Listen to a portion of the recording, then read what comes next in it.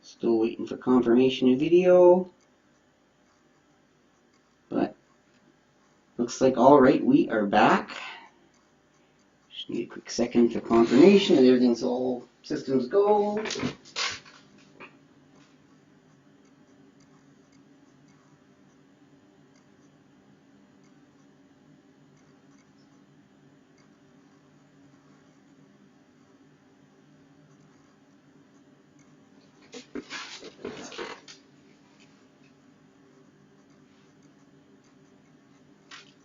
Perfect.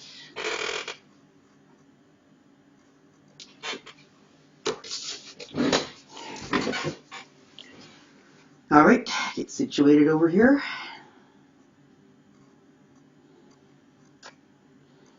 Start the YouTube or the Facebook video.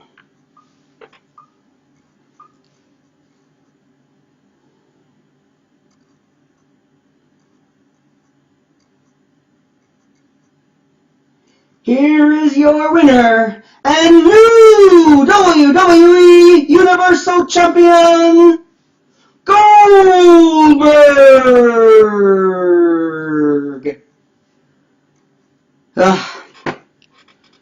It happened, but not in the style I wanted.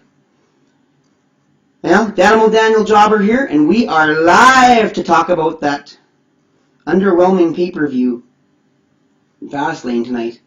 I had originally planned to come on and talk about, I'll put that over here actually, talk about the cruiserweights today. That was my goal, to start my cruiserweight series, but boy, it sure changed my plans the way that pay-per-view went tonight, because she couldn't let a pay-per-view like that go by without expressing my my displeasure over it. So, wow.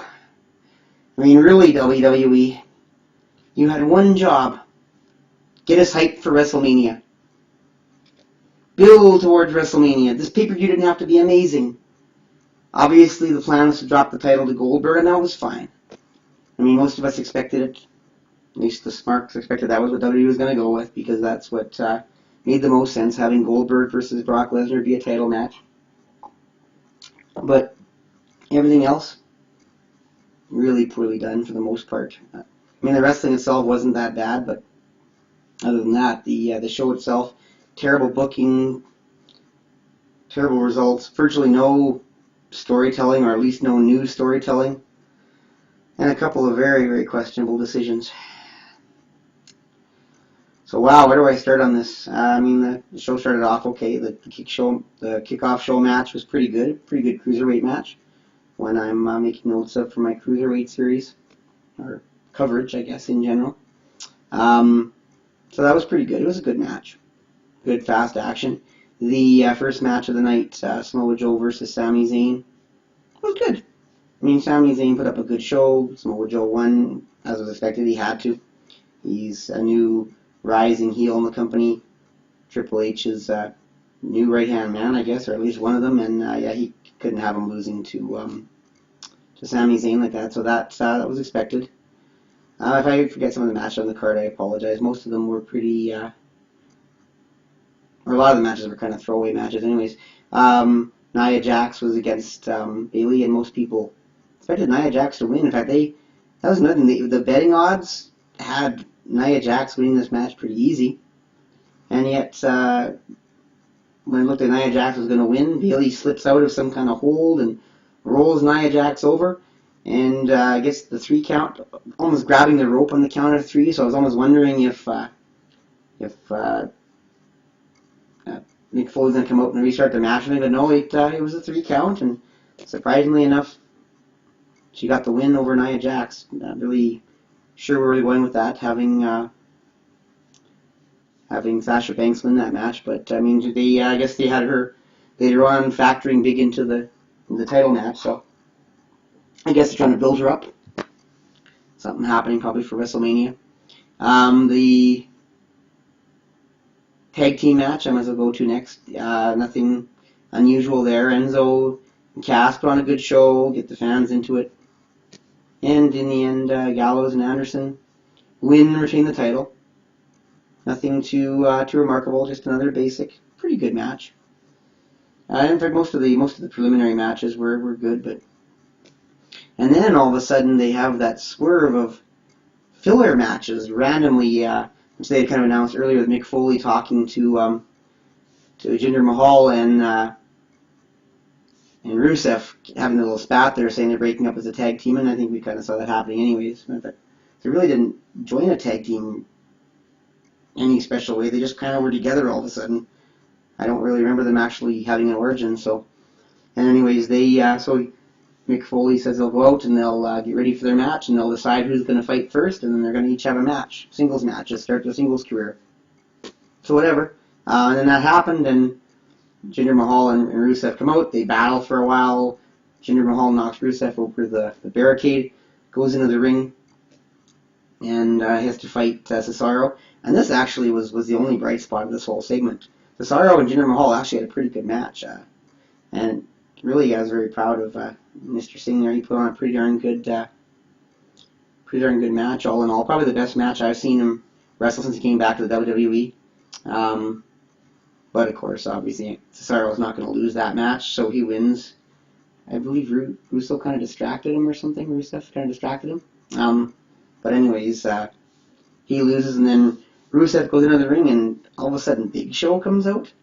And that was a really big questionable decision, because, I mean, we've just all got this disappointing news, feeling bad for Big Show that he's not going to get to wrestle Shaq at WrestleMania because Shaq's too big, too slow, too lazy, too uninterested in doing the match. Very disappointed in Shaq to have even hinted or committed to a match like that and then not go through with it. Yeah, that was quite frustrating, and I'm not going to be a big Shaq fan for a long time for that. But anyways, they're not going to have that, and yet they have him look like a complete virtual monster against Rusev for the most part. At the end of the match, he multiple choke slams in a row and really just demolishes Rusev and basically puts him, and he hits him with the final, what do they call it, his uppercut or his super punch, where he knocks the guy out. And basically Rusev is totally out of it and gone when he pins him. But really, what's the point of making Big Show look strong at this point? He's not going to be wrestling at WrestleMania in a major high-profile match. Very questionable why they would even do that. I mean, really, Rusev's got this nice new haircut and everything's good. Why have him get destroyed by the Big Show? I mean, is that like compensation for him? Sorry, we couldn't get you a better match. I really don't understand. But anyway, by this point, I mean, the fans in the arena are amazingly still into this. They were great fans tonight. I was really impressed that they didn't get bored for saying this is boring, because watching it really killed the momentum of the pay-per-view, and all of a sudden we're like, what's with the filler content? And we're all wondering if that's going to be terrible things to come for the main event, and yeah, it didn't help any. It was definitely a sign of bad things to come. But anyways, finally when those are over, we get a good match. Although, after those two underwhelming matches, once again, no offense to Jinder Mahal, he's a good guy, and I know he's very popular in Alberta. So, but and of course we know his uncle, I believe, Great Gamma Singh, a great legend in wrestling and Stampede in Calgary. So don't want to shortchange him. Great that he had this good match, but really the filler content was really frustrating and out of the blue, and nobody really enjoyed it. That I could imagine that. Yeah, very questionable. Anyways, but anyways, that was what it was. Anyways, the cruiserweight match, Jack Gallagher against Neville, was a pretty good match. Jack Gallagher put on a good show, but after watching him against Neville on 205 Live with all those amazing drop kicks and high flying maneuvers, all of a sudden he really didn't do a lot. He really, it was a good match. They battled it out good, and But near the end, he's mostly just doing headbutts. And yeah, he's got this great strong head, and he kept knocking Neville on his butt, and it was pretty cool to see him with the strong head, but really wasn't showing off much of his wrestling prowess, and that was too bad. And of course, in the end, it got the better of him because Neville kind of played like he was out on the top of the turnbuckle, caught Jack Gallagher by surprise, and hit a move from the top rope, and got the victory to retain the title. So I mean, we really knew Neville wasn't going to lose the title to Jack Gallagher. Was hoping for maybe a little better match, but really the match was pretty good. It's just the timing of it after two boring sleeper matches was not cool. And after that, I believe that was when we had the Roman Reigns and Braun Strowman match. And I mean, this match was so simple. All they had to do was have a good show between the two, get people hungry, interested, and wanting for more, and then do something to set up Roman Reigns versus Undertaker at WrestleMania, which is still believed to be what was going to happen.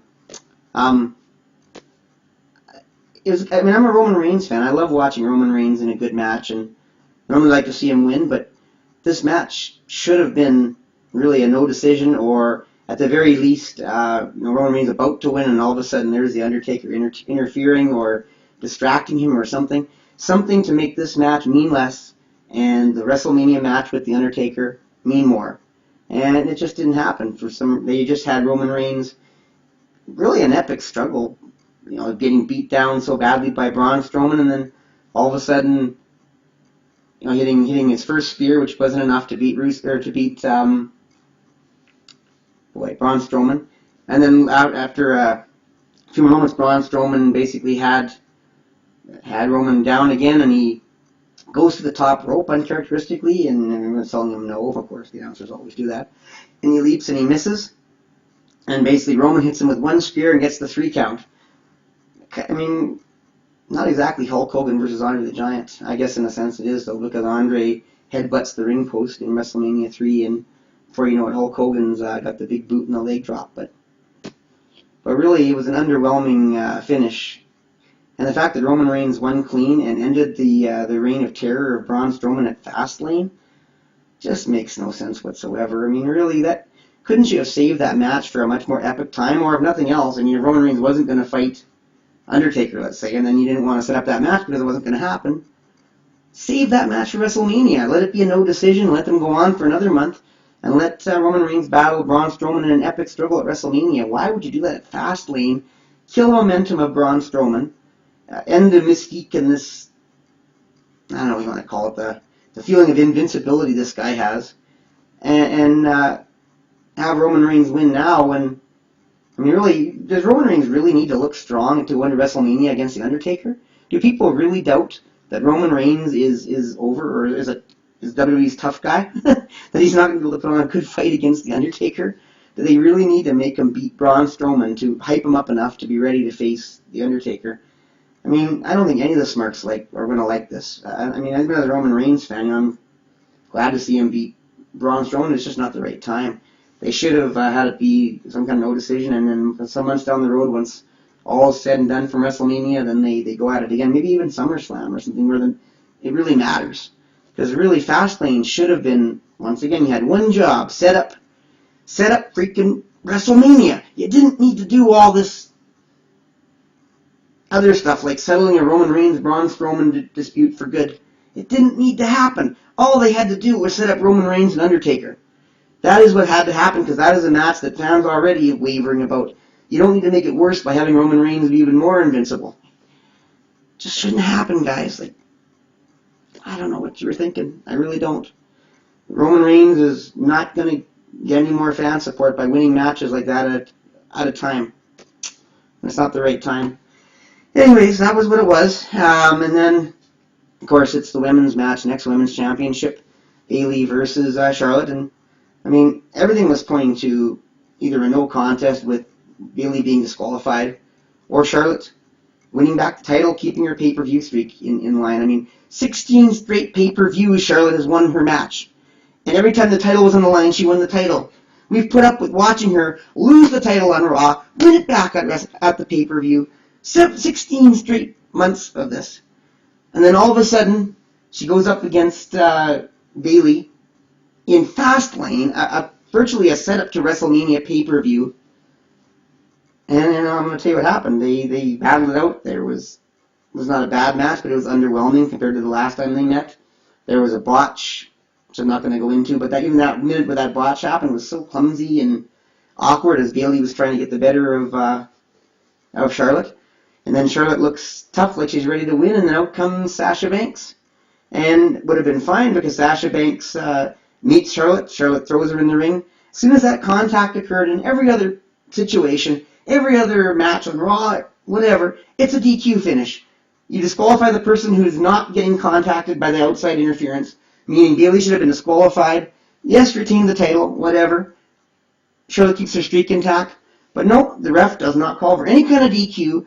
Charlotte throws Sasha Banks into the ring, throws her out of the ring, gets all distracted with her, and then all of a sudden in comes Bayley, hits the Bayley, gets Bayley, and then Charlotte, I don't remember what she did, but she gets the pin, but Bayley's foot's on the rope. No, Charlotte was doing something that she shouldn't have been doing, handful of pipes or hand on the rope or something. And while the ref's trying to count to 3, Sasha Banks stops the ref, says, "Hey, you can't count to 3, this is happening." And so the ref doesn't count to 3. Charlotte gets all upset at Sasha Banks, and Bayley hits the Bayley to belly, gets the 3 count, retains the title, ends the freaking streak of Charlotte of 16 straight pay-per-views that we've sat through and put up with for some kind of a payoff, and this is the payoff. The streak ends in a meaningless throwaway match at frickin' Fastlane, a month before WrestleMania. Like, what the hell, WWE? Like, we put up with this for that long, and that's the freaking payoff? That's where my rant really got going. Like, oh, you've got to be freaking kidding me. I mean, maybe that's not the way it's going to end. Oh, I better plug this in. I just realized the laptop's not plugged in. Maybe that's not the way it's going to end. Maybe Stephanie's going to come on tomorrow night on Raw and say, "No, not going to allow it to happen. Sorry, it ain't going to happen that way. There was obviously interference. It should have been a disqualification. Bayley's disqualified. Charlotte retains her streak." But really, if they have to resort to that, what a wonky storytelling. Why not just get it done at the pay-per-view? Yes, Stephanie wasn't there. Mick Foley could have done it. Mick Foley was told he was supposed to retain the integrity of the championship match. Where was Mick Foley in doing this? It's going to take Stephanie tomorrow night, and even then, like, what a stupid story to tell anyways. So, no matter what happens, extremely disappointed with that crap. Anyways, whether Stephanie reverses it or not, or just the streak ends, shouldn't have happened. The streak should have continued. If Charlotte wasn't going to win the title, it should have just been a simple DQ finish the minute Sasha Banks touched her. End it, move on. It's a throwaway match. You set up WrestleMania. We don't know what's going to happen at WrestleMania now. Maybe they'll even be stripping Bayley of the title because of what happened. But really, it wasn't Bayley's fault that they didn't call a DQ finish. So I don't see how that would work. But whatever, we'll find out tomorrow night on Raw. But yeah, on a throwaway match, they have Charlotte lose the streak that we've been putting up with for all these months, hoping for some kind of big payoff, and that's the payoff. 16-1. I guess it ended, as Doit's man was saying earlier, it ended with the same number as her dad's streak, or how many titles he's won, but awful booking. And then, of course, it's almost the end of the pay-per-view, and we still haven't had the Goldberg versus Kevin Owens match for Goldberg to presumably drop the title. Kevin Owens presumably got the Universal title to Kevin Owens. I can't talk to you all of a sudden. To Goldberg. And there's nothing wrong with that. It should have happened. There's no reason why the Brock Lesnar Goldberg match at WrestleMania shouldn't be for the title. Some people hate it. Most smarks see it as for what it is. It's about money. But most of the smarks also would have preferred to see Kevin Owens retain his title and maybe even have a lengthy title run, because of the fact that he's starting to come on as a big heel, looking all tough after he turned on his best friend Jericho. But no, they come out, all the entrances and hype, And then they spend 5 minutes with Kevin Owens running around the ring, dancing around, not engaging Goldberg. The match hasn't started yet. Kevin Owens just running around and wasting time, killing time that wasn't even supposed to be on the pay-per-view because it was already over the time allotted anyways. And then finally he gets in the ring, and by this point, I think pretty much everyone knew what was going to happen. I was tweeting, checkmate in 2 moves, right? Checkmate in 2 moves. Spear and jackhammer. And of course he gets in the ring, the bell rings, they're ready to lock up, and out comes Chris Jericho. Distracting Kevin Owens. Kevin Owens looks at Jericho. Goldberg hits him with the spear. Kevin Owens gets up all groggy. Goldberg with the jackhammer. Pins him 1, 2, 3. Wins the Universal title. Great story. Whatever. The Goldberg's going to get another title run. Couldn't you do something better with Kevin Owens after all this time? And for that matter, forget making it better for Kevin Owens. I mean, it's what it is. Is that how little faith you have in Goldberg? Can't you let the guy wrestle and actually do some moves and get into a little bit of a fight before he does that? I mean, really, what are we expecting at WrestleMania when he's going to meet Brock Lesnar if he can't even put on a performance with Kevin Owens? I mean, I understand protecting him, making him look like a monster, but 2-move checkmate? I mean, come on. Would you watch a chess match with a person that kept getting 2-move checkmates? It's just wonky. Give the guys a match. Get rid of one of the throwaway filler matches, maybe both of them, and let them frickin' fight. Let your guy, Goldberg, if he's going to be your guy going into WrestleMania, let him fight and show what he can do at his age. Don't just have him win with 2 moves again. And like I said, what that does to Kevin Owens. Like, what the hell, man? Why can't you give a little more faith to Bill Goldberg? Is he that bad? Is he that terrible in the ring that everyone's going to laugh at him and think he's useless if he does normal wrestling? If that's the case, it's going to be exactly the same with Brock Lesnar. Or are you planning on making the next month hard training on moves and technical stuff to get him so he is finally ready to have a real match? So if that's the case, wow, I don't know what we're going to expect at WrestleMania. I really don't. I really don't know what they were trying to go with this pay-per-view. Nothing made sense. The segment with the 2 filler matches and I don't know, the fact that they didn't have Stephanie come out or Mick Foley come out and announce the disqualification in the match with Charlotte. It's almost like they took everything they were going to do on Raw and shoved half of it onto the pay-per-view to make the pay-per-view go, and they're planning on doing what they're going to do on the pay-per-view on Raw tomorrow night to make Raw more interesting. But what a way to... I mean, I understand it's a throwaway pay-per-view, but you don't have to make it a terrible pay-per-view. And this just sucked. The booking was absolutely wonky and silly. I don't know what they could possibly do on Raw tomorrow night to make this better. I mean, yeah, maybe Roman Reigns challenged by The Undertaker. Who cares? He's already won a match he shouldn't have won the way he won. That should have been left for later once all is said and done. Or, like I said, if for some reason he's not going to face Undertaker, that should have been a WrestleMania match. You don't need to throw away a great battle between a monster that you've built up for so long and Roman Reigns, who's already freaking known to be this great, vicious monster that nobody can beat. You didn't need to have Roman Reigns go clean over him like that. Yes, I love the guy. I love Roman Reigns. I think he's a great wrestler. But that didn't help. And I feel for the smarks with this one. I don't think any smark in the world would like this pay-per-view because it made absolutely no sense on any kind of logic. Besides the fact that the odds makers had Charlotte winning the title. They had Nia Jax beating Sasha Banks. And then they totally swerve everybody by going a different... Oh, and Braun Strowman beating Roman Reigns. You release the odds on the final day of the pay-per-view. Usually that is a good indication of what's going to happen. And then you totally swerve everybody that would ever look at them and have any belief in what they are. I mean, it's almost like they did it on purpose. Why would you release these betting odds making these 3 people the favorites if they're just going to lose? I mean, I can see one match being a surprise or a sneak to throw off people who like to bet or something. Not all of them.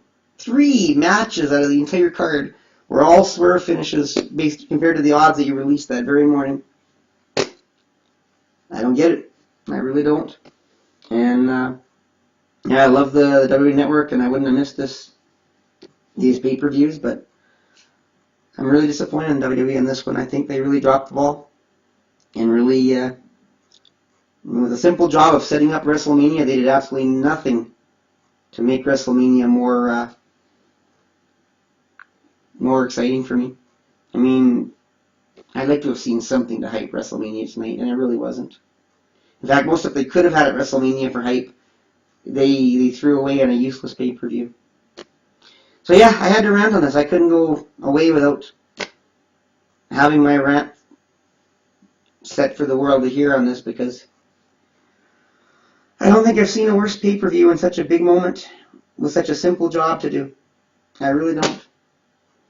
I don't know more to say about this pay-per-view. Raw better be something spectacular tomorrow to even come close to salvaging it, and I really don't think there's much it can do to change my mind that this WrestleMania hype weekend is absolutely useless. So anyways, I want to go back to covering the cruiserweights, but no, this pay-per-view needed to be said, something about it. So if you watched it and you enjoyed it, great. Heck, leave comments. Tell me I'm wrong. Tell me I'm full of it. Tell me you're a smart and you believe this was a great pay-per-view and you really enjoyed it. I really don't think any smarks, or even myself, I don't know if I'm a smark or what I am, but I certainly didn't enjoy this pay-per-view. The wrestling wasn't enough to carry when there's such a need for story and there wasn't any real story. At least none that did anything to hype WrestleMania, which is the real job of Fastlane. So anyways, I'm going to leave it at that. Once again, I'm Daniel Jobber, Danimal Daniel Jobber. You can follow me at Daniel Jobber on Twitter. I'm also on Instagram under Danimal Daniel Jobber, and I do lots of cool stuff on Instagram, so hope you'll check me out there. Follow me on that. Email me at danimaldanieljobber@gmail.com. I always look forward to comments that way. Of course, this is on my YouTube channel under Danimal Daniel Jobber as well, so feel free to look me up there. Pretty much all my new wrestling videos are going to be going up on that now, so please like and subscribe and help me out on my new channel as I especially try to promote the cruiserweights, because I believe they're underappreciated and undercovered at this point. So I'm doing a lot of videos on 205 Live and the cruiserweights from here on in, including an introduction to the cruiserweights for anyone that doesn't really know the performers all that well. But anyways, that's it for me. I'm gonna head out now. I hope you enjoyed this late night video. Sorry it was so late, but it took me hours to get my settings up to broadcast properly on YouTube. But it's working, and I like it. In fact, there's a chat line that I can keep an eye on so easily. It's really cool. So I may keep using it this way, or I might go back to my Twitch account, Danimal Daniel Jobber, and post it as a video later. But either way, these videos will all be up on my Danimal Daniel Jobber YouTube channel. So anyways, bid you all good night. I hope you didn't totally have a bummer night because of this pay-per-view. And hope we have a great Raw tomorrow night, and of course SmackDown Live on Tuesday. So wonderful night. Jobber out.